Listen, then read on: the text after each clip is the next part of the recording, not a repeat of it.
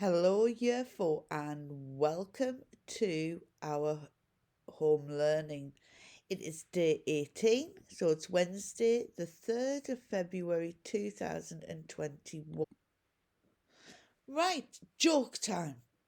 Okay, why is Cinderella bad at soccer or football?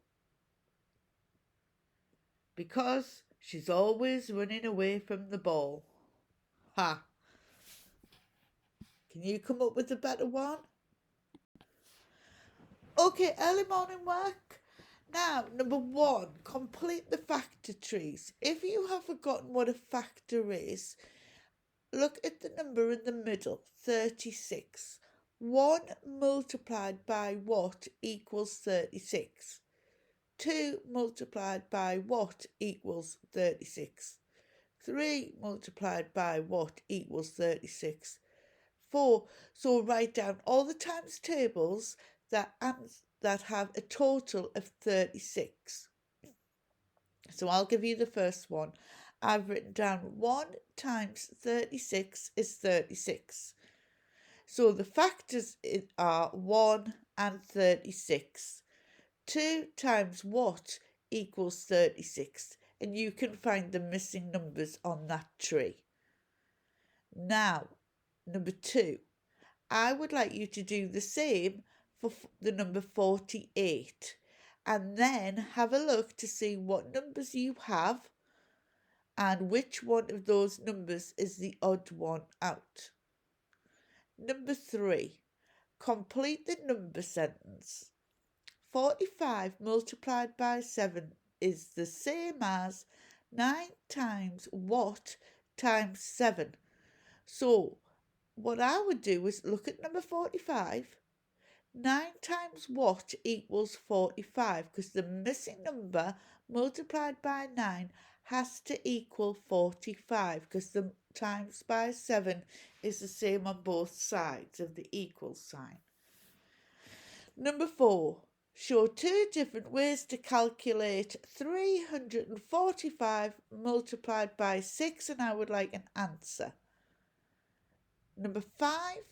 Anita thinks the most efficient way to calculate 567 times 12 is to draw an array. Remember the counters? Do you agree with Anita? Explain your reasoning. So pause the video now and have a go. Okay, so let's go through the answers. Number 1. Complete the factor tree. So I gave you 1 multiplied by 36 equals 36. Then I said 2 multiplied by 18 is 36. 3 multiplied by 12 is 36. 4 multiplied by 9 is 36. And 6 multiplied by 6 is 36. So the factors would be 1, 2, 3, 4, 6, 9, 12, 18 and 36. So then I looked at the other, number 2, and I did exactly the same. And I needed to find the odd one out. What number is the odd one out that is not a factor of 48? And the answer is 32, because 32 multiplied by 1 is 32. 32 multiplied by 2 is 64, and that's above 48. Number 3, complete the number sentence.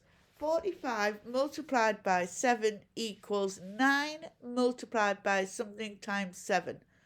So I said multiplied by 7 is the same on both sides of the equal sign. So 9 multiplied by 5 is 45. So the answer is 5. Number 4. Show 2 different ways to calculate 345 multiplied by 6.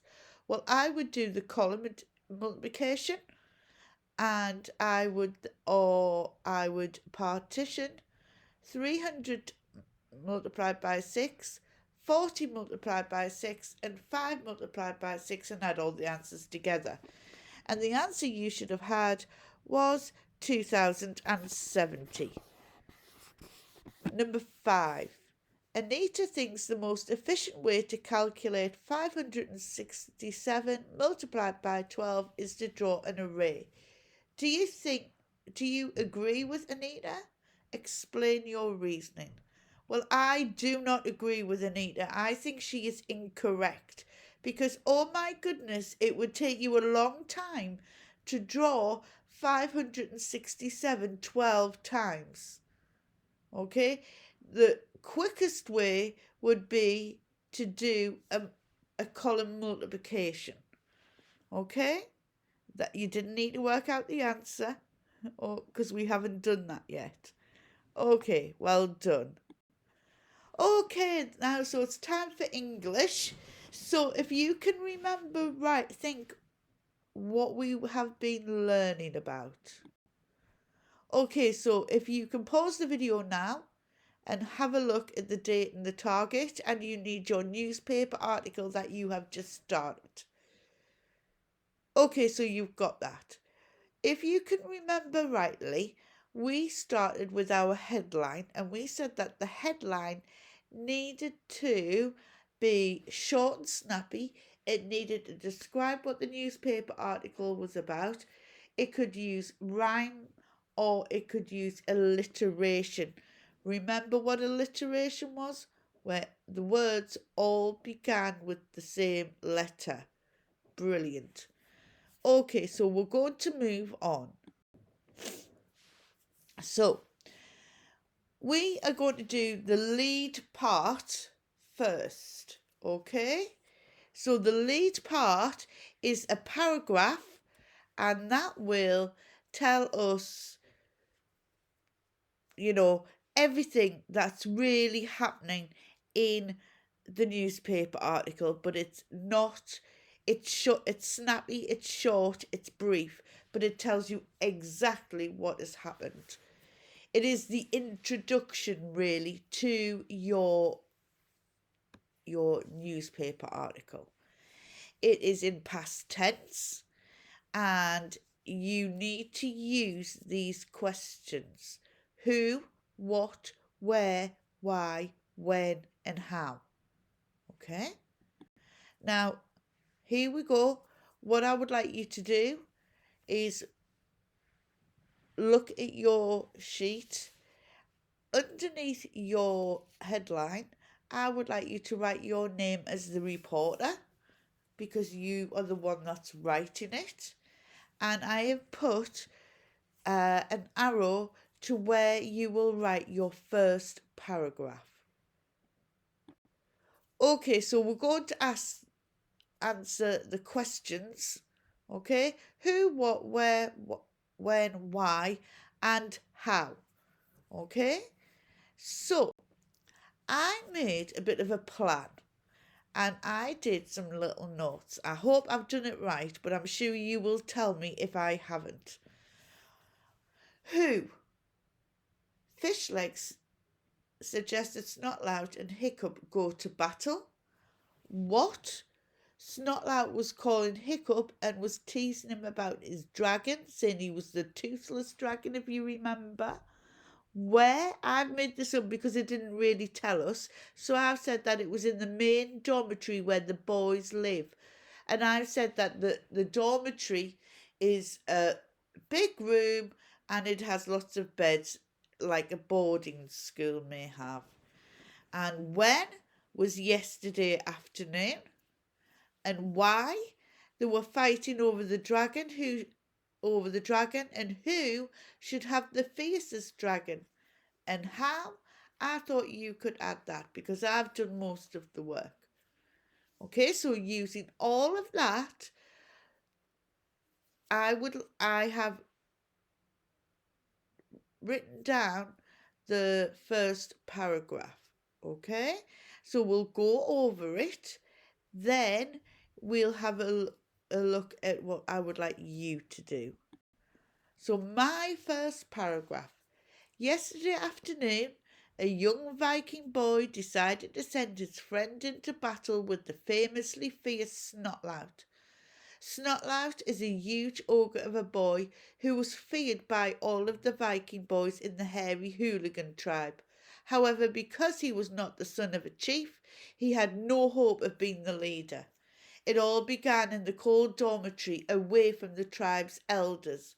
Hiccup, the chief's son, that's extra information, was teased about his small, toothless dragon and how the leader should have caught the biggest and most savage dragon.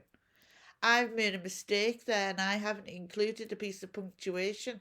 I wonder if you can see where that should be. Silly Mrs. Platten. Okay, so now it's your turn. Okay, you need to now write your first paragraph introducing what the newspaper article is about. Remember, it has to be in past tense. Use the names of the characters because you are not in it. That means it's in third person. You have got to make it formal and not chatty because newspapers aren't chatty. And I want you to make sure that you use your capital letters and full stops. What you can do is you can rewind the video, read mine again. You can go even further back and have a look at the plan that I've done and use that as the basis of your writing. Okay? So can you pause the video now until you have done that and then come back to me because there's something I want you to check before we start on our next lesson. So pause the video now, thank you. Okay, so we need to do features of a newspaper report, and this hasn't actually come up very well. So you need to include the name of a newspaper, the headline that uses a pun, a rhyme, or alliteration. I thought a pun, learning to do that over virtual learning sort of thing was a bit too tricky, so that's okay. So you need a title which gives a bit more information about what the report is about, your name, and the introductory paragraph containing the W questions. That is where we are up to. Have you included all of that?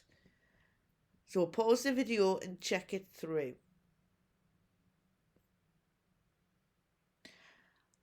Okay, so you've now checked all of that through and you're happy with it. We will be adding to it tomorrow and completing it. Okay, so now we need our maths. So are you ready for your maths work?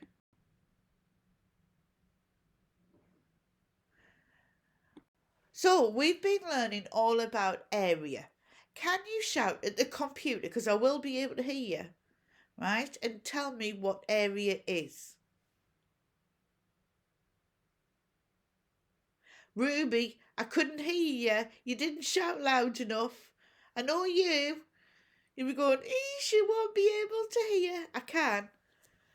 Anyway, what are the different ways in which you can find the area? Can you tell me, please? Right. So area is the space inside of a shape, isn't it? So it's where we put the carpet inside of our rooms, or it could be the grass inside of our gardens, and how we calculate the area. Now, there are two different ways. One way is that you can count the squares if it is on a piece of squared paper, or you can multiply the two sides, the top, the width and the length together. Excellent. So just to warm up our maths brain, I have got you some little questions. Okay, A, you have got the green cubes and the red cubes. Can you put the correct sign in, please? And the same goes for the yellow and C. I don't know what that's going on about, so I'll leave C. Number 2, what is the area of this shape? How are you going to work it out? Are you going to count each square, or are you going to multiply the width by the length?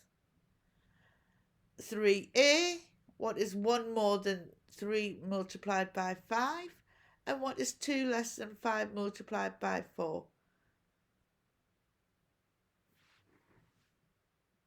Pause the video now. You've done those. Thank you.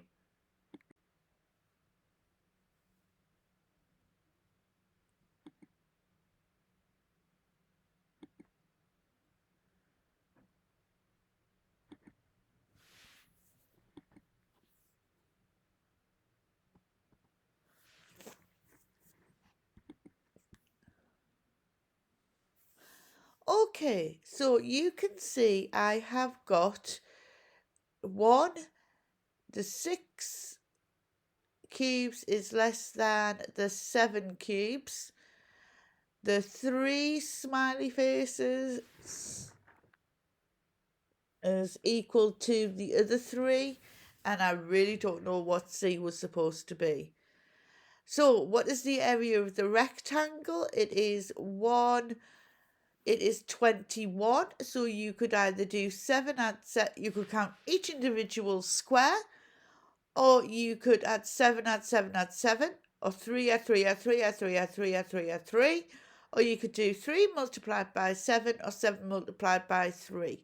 I know which one I would rather do, the 7 multiplied by 3, because it is quicker for me.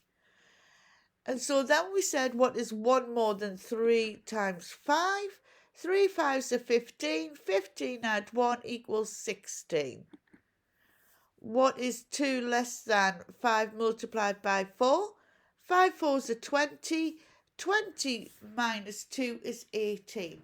So you must now have your brains woken up to maths. Okay, so now what we're going to be doing, we are now going to be looking at comparing the areas of different shapes. So remember, we've compared numbers and we've used our signs, the less than, the more than, and the equal sign. And we're going to use that now. Okay? So what is the area of this shape? And what is the area of this shape? We have to work it out. So you need to count. So in the first shape, I have counted 8 squares. In the second shape, I have counted 6 squares. So what sign or symbol needs to go in the circle? You tell me.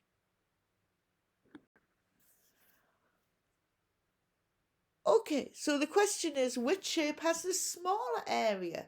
So you can either count each one, so you might need to pause the video and count each one and work out the area of each shape, or multiply the width by the length of each, and then decide on which one has the smaller, and then put the correct sign in.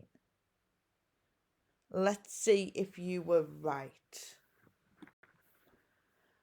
Okay, so on the first one, I counted all of the squares, and I came to 24. And just to make sure I was right, I wrote the numbers in, and I also multiplied 6 by 4.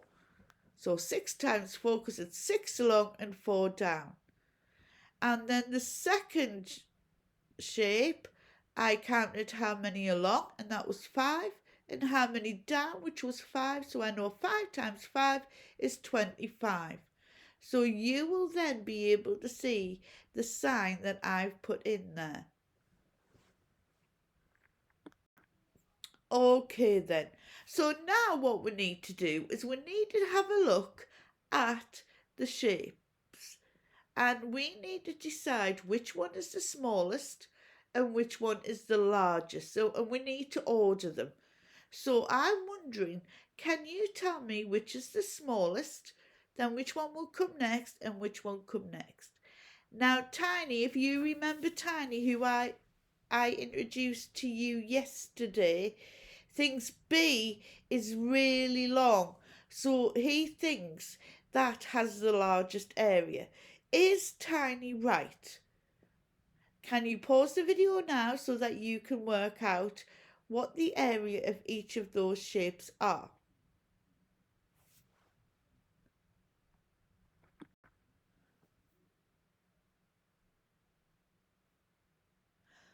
Okay, so now what I would like you to do is have a think about the area of shape A is halved. Okay, now I'm going to go on to the next page. So the area of shape A is halved. One extra square is added to C. What is the difference between the smallest and the largest area now? So A, and I've got the answers there for you, was 8, but we're halving it, so we're dividing it by 2. So the area is 4. B stays the same, which was 7. And C is we've added 2.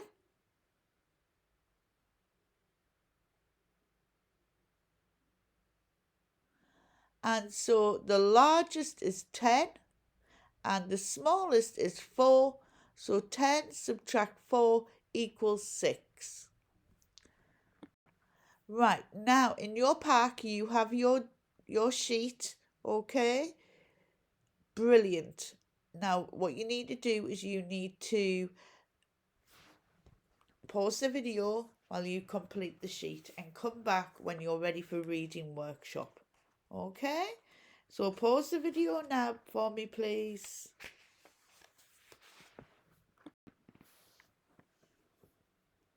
Okay, so reading workshop time. I hope you're enjoying the book. I love The Firework Maker's Daughter. So, we're now going to read chapter 4. I'll start and then you will need to finish it off, okay? Because I'm not allowed to read it all online.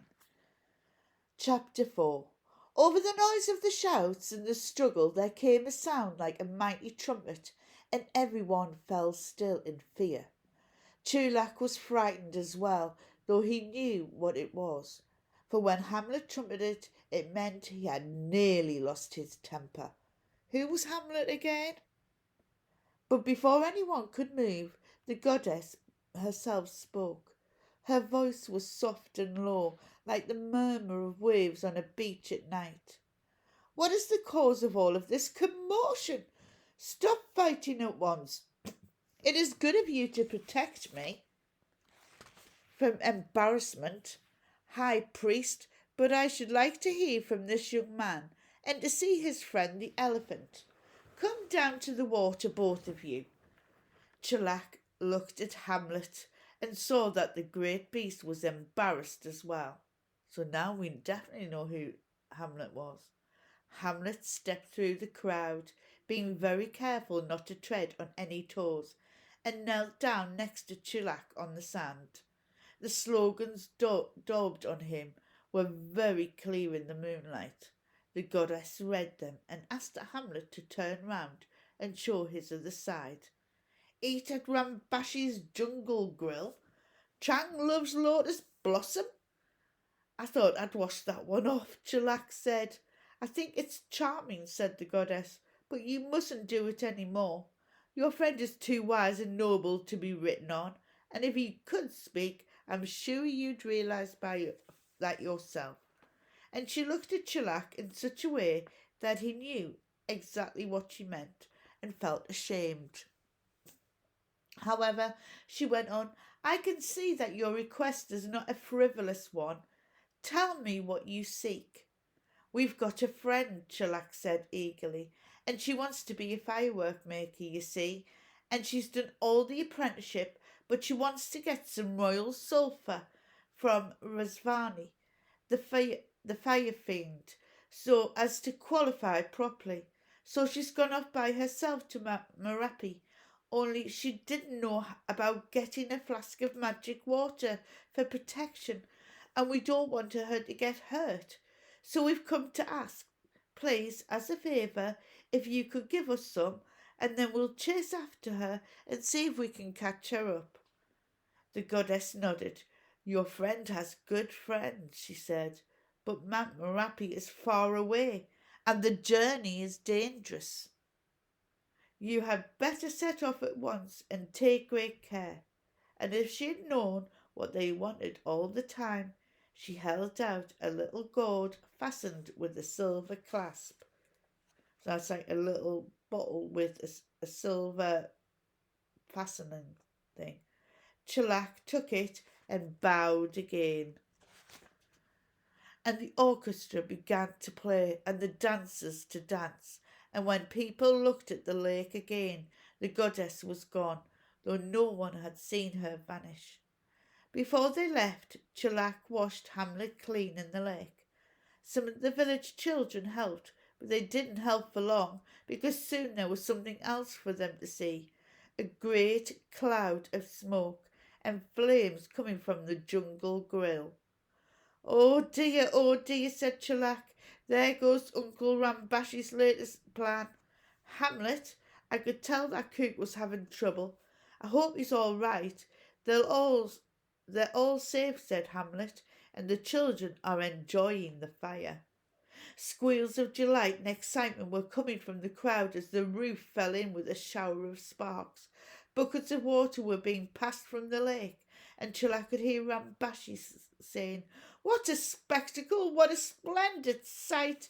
Do you know, my boys, that gives me my best idea yet. All we have to do. We haven't even had our meal, cried one of the waiters. Time to go, Hamlet, said Chelak, and they set off along the lake shore towards the mountains in the distance. By this time, Lila had come to the end of the jungle. Climbing all the time, she moved on and on as the trees thinned out and the path became a mere track and then vanished altogether. All the jungle sounds, the clicking and buzzing of the insects, the cries of the birds and monkeys, the drip of water off the leaves, the croaking of the little frogs were behind her now. When she had heard them, she had enjoyed their company, but now there was nothing except the sound of her foot on the path and the occasional rumble from the mountain, which was so deep that she felt it through her feet as much as she heard it through her ears. When night fell, she lay down on the stony ground beside a rock and wrapped herself in her one blanket. The full moon shone right in her face and kept her awake, and she couldn't get comfortable because of the stones on the ground. Finally she sat up in annoyance, but there was no one to share her annoyance with. She'd never felt so lonely. I wonder, she began to say, but shook her head. She hadn't come on this journey in order to wonder how things were at home. It was the way things were at home that had made her come on the journey after all. Well, if I can't sleep, I might as well keep walking, she said to herself. She folded her blanket away and retied her sarong and tightened her sandals and set off again. The ground became steeper and steeper. Soon she could no longer see the top of Mount Merapi, so she knew she must be climbing the side of it. There were no plants at all here, not even shrubs or grass, just bare rock and loose stones, and the ground was warm. I'm close, she said to herself. It can't be far now. But as she said that, she set foot on a stone, and it rolled under her weight, and she fell, and a dozen of the rocks rolled down with her. How many is a dozen? Can you remember? We've talked about this before. Yeah, 12. Around about 12 in this instance. All the breath was knocked out of her, and she had none left to cry out with as the rocks pummeled and battered her. The rocks bounded on down the mountain until finally they came to rest a long way below. Lila sat up gingerly. "Ow," she said, "that was silly. I wasn't looking where I was putting my feet. I must be more careful." Right, the last 2 pages you can read by yourself, please. So pause the video now until you are finished. Okay, so what I would like you to do is you are going to be Chelak. And can you remember at the beginning of that chapter, Chelak went to see the goddess and he was asking for the water? Yeah? So you are going to write a diary entry. And I don't just want a couple of lines. I want at least three quarters of a page. Okay? So what I would like you to do is we're going to have a look at what you need to include in a diary entry, and then I want you to pause the video. We've done lots and lots of diary entries before. So remember, it's very informal or chatty. It's like you talking to a friend, okay? And you're going to say exactly what happened to your friend in this diary. Your diary might even have a name. It needs to be in past tense because you've already done it. Remember, you've already been to see the goddess and asked for the water. Right? Remember, you are Chulak, so you will use I, not he. Or Chulak, you will use I. Things need to be in chronological order, so it needs to be in time order. What happened first, and then next. And then because it's a diary and you're sort of talking about it yourself, then what I would like you to do is I would like you to include some emotions, okay? Now, I want you to pause the video until you've done that and then come back and I've got a lovely task for you to do.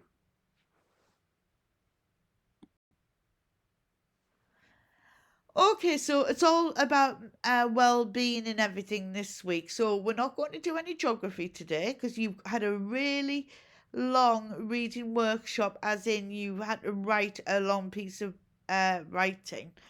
So what I would like you to do is in the comments, I'm going to put a link to a little video. And it's run by, can you remember the people who come in and were doing assembly? And they got people out to the front doing acting and everything. And some of you even went and did a workshop down in the library. It is run by them and they have given you a really lovely colouring task to do after you've watched the video. Okay? Now, the second part, that's your well-being.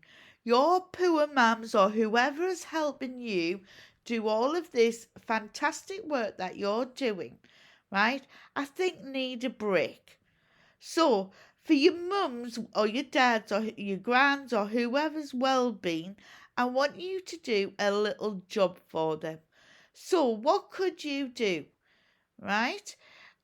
Could you hoover? Could you dust?